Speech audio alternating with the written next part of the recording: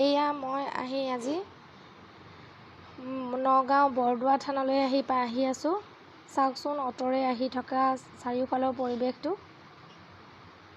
নগাঁও বৰদোৱা থানলৈ কেনেকৈ যাব পাৰি আপোনালোকে মোৰ লগতে গোটেই পৰিৱেশটো আপোনালোকে চাওকচোন।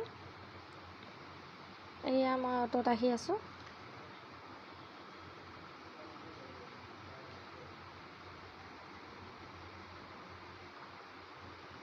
প্ৰায় নগাঁও টাউনৰ পৰা প্ৰায় 17 কিলোমিটাৰ দূৰত নগাঁও বৰদোৱা আলিপুখুৰী। বলকচোন মোৰ লগত চাওক।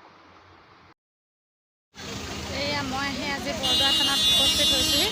চাওকচোন মোৰ লগতে বৰদোৱা থানখনৰ সমগ্ৰ পৰিৱেশটো।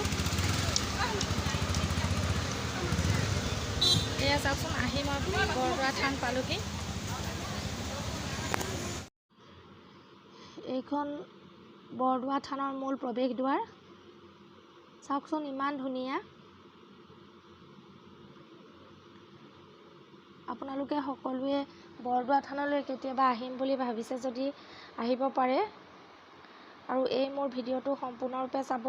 ইয়াত মই গোটেই বৰদোৱা থানৰ এটা সৰু সৰু বস্তু দেখুৱাবলৈ আপোনালোকক সকলোকে চেষ্টা কৰিছোঁ। ইয়াত আপোনালোকে বৰদোৱাৰ শংকৰদেৱৰ প্ৰতিটো বস্তু আপোনালোকে ইয়াত দেখিবলৈ পাব। সকলোবোৰ ভক্তই ইয়াত ভৰি ধুই পখালি আমি সোমাই গৈ আছোঁ। এয়া দেখিছেনে? এইখনত কিছুমান নিয়মাৱলী লিখা আছে।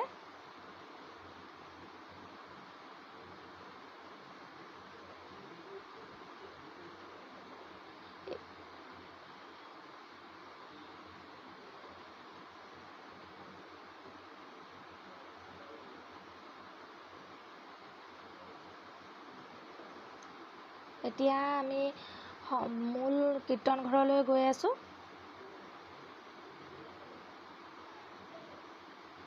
এয়া মই আজি মোৰ 2 ল'ৰা, শাহু আৰু এই বাইদেউক লৈ পেলাই আহিছিলোঁ। আপোনালোকে এই পুখুৰীটোত চাওকচোন। এই পুখুৰীটোত শংকৰদেৱে গা ধুইছিলে। এই পুখুৰীটো দেখাত ইমান ডাঙৰ নহয় যদিও ইয়াত হেনো হাতীৰ ডুব যাব পাৰে, ইমান দ। দেখিছেনে? এইটো শংকৰদেৱে গা ধোৱা পুখুৰী আৰু তাৰ চাৰিওফালৰ পৰিৱেশটো চাওকচোন। এয়া কীৰ্তন ঘৰ।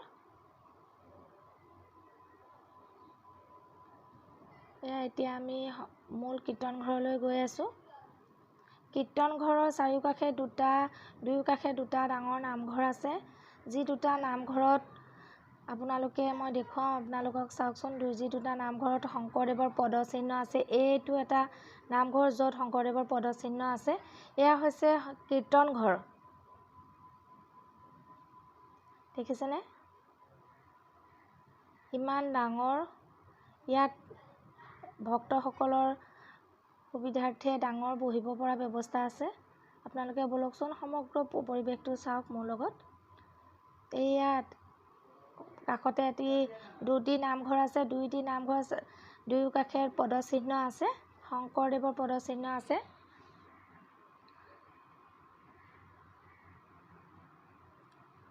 এইখন গেটেৰেই মই সোমাই গ'লোঁ।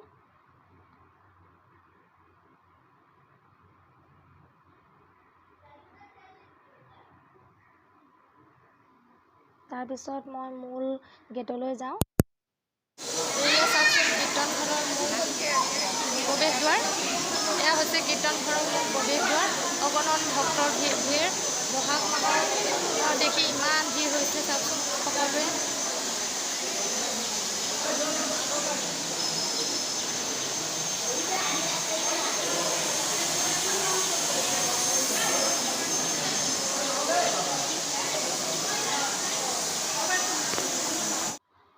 এয়া মূল ঘৰ। কীৰ্তন ঘৰৰ মূল ঘৰটো চাওকচোন। এইখন খটলা। দেখিছে অগণন ভক্তৰ ভিৰ। আপোনালোকে সম্পূৰ্ণকৈ ভিডিঅ'টো চাওকচোন। ইয়াত নাম প্ৰসংগ আদি হয়। আপোনালোকে দেখিছেনে?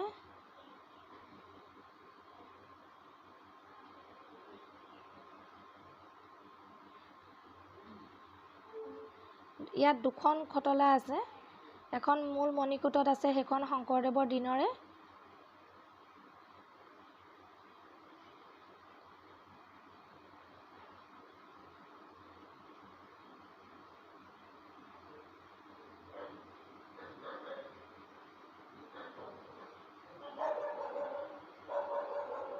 আপোনালোকে ভালদৰে মন কৰকচোন।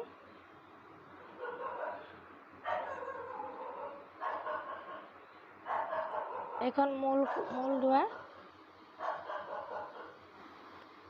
এই চাকিগছি মন কৰিছেনে?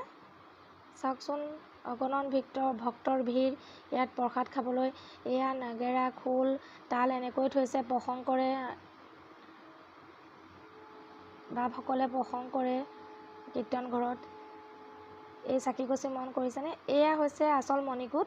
শংকৰদেৱৰ দিনৰে খটলা এইখন মূল মণিকূট। ইয়াৰ দুৱাৰখন বন্ধ কৰি ৰাখিছে। আপোনালোকে ভালদৰে মন কৰকচোন, এইখন শংকৰদেৱৰ দিনৰে খটলা। আৰু এতিয়া মই আপোনালোকক এইখন লৈ গৈ শংকৰদেৱে এইজোপা শিলিখা গছ লক্ষ্য কৰিছেনে? চাওকচোন কিমান ডাঙৰ। এই শিলিখাজোপা 600 বছৰ পুৰণি। ইয়াত শংকৰদেৱে বহিয়ে পুথি-পাঁজি লিখিছিল বুলি জনা যায়। চাওকচোন, শংকৰদেৱে হালি পেলাই বহি পুথি লিখাৰ বাবে এই শিলিখাজোপা হেলনীয়া হোৱা বুলি কোৱা শুনিছোঁ।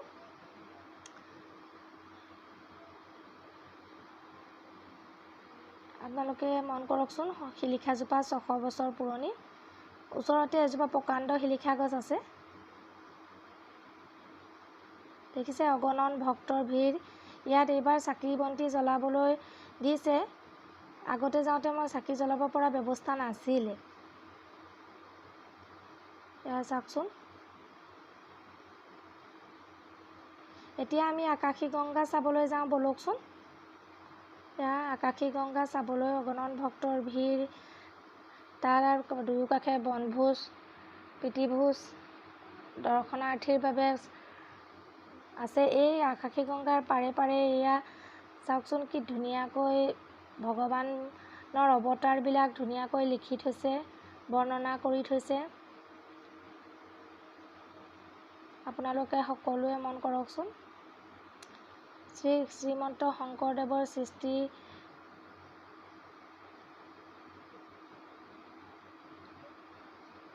এয়া হৈছে আকাশী গংগা। আপোনালোকে মন কৰকচোন, আকাশী গংগা। এয়া আই খেৰসুঁতীৰ এটি ৰংগমঞ্চ। এই আকাশী গংগাটো ধেনুভেৰীয়া। আপোনালোকে ভালদৰে মন কৰকচোন। মই যদি আপোনালোকক ভিডিঅ'টো সম্পূৰ্ণভাৱে ভালকৈ দেখুৱাব পাৰিছোঁ। এইটো ধেনু আকাৰৰ। মই আমাৰ জেঠুহঁতে কোৱা শুনিছিলোঁ, ইয়াত শিশুপালে শ্ৰীকৃষ্ণই যেতিয়া ৰুক্মিণীক হৰণ কৰি লৈ গৈ আছিল, তেতিয়া শিশুপালে যুদ্ধ কৰোঁতে ধেনুৰ শৰ মাৰি দিওঁতে ধেনুৰ শৰডাল তাত পৰিছিল বাবে এই পুখুৰীটো ধেনুভেৰীয়া হ'ল, আকাশী গংগা বুলি জনাজাত।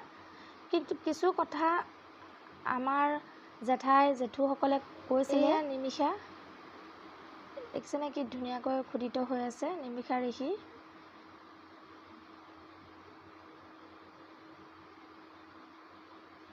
নিমিষা ক্ষেত্ৰ মহাপুৰাণ।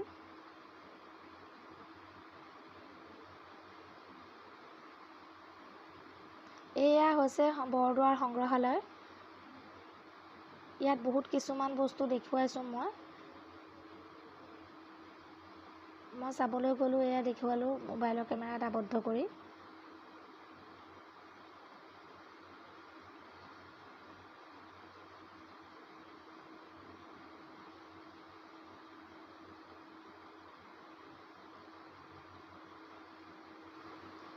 এতিয়া মই বৰদোৱাৰ কাষতে দৌল মন্দিৰ আছে। শংকৰদেৱৰ নামবিলাকত আপোনালোকে হয়তো বহুতেই শুনিছে দৌল মন্দিৰৰ বিষয়ে। এয়া চাওকচোন, মই দৌল মন্দিৰটো একেলগে দৰ্শন কৰি আহিলোঁ। কিমান ওপৰত, আৰু ইয়াৰ পৰিৱেশটো অত্যন্ত ধুনীয়া। আপোনালোকে কেতিয়াবা বৰদোৱালৈ গ'লে এই পৰিৱেশটো চাবলৈ নাপাহৰিব। মই আগতে এবাৰ বৰদোৱালৈ গৈছিলোঁ যদিও এই দৌল মন্দিৰটো দেখা নাছিলোঁ।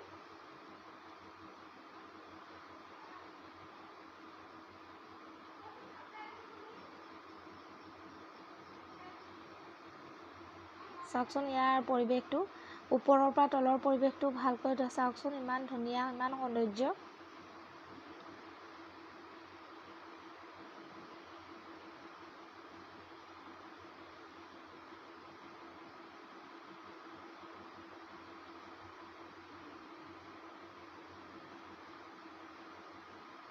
ইয়াত যদি মই কিবা কওঁতে মেলোতে ভুল হৈছে আপোনালোকে সকলোৱে ক্ষমা কৰি দিব।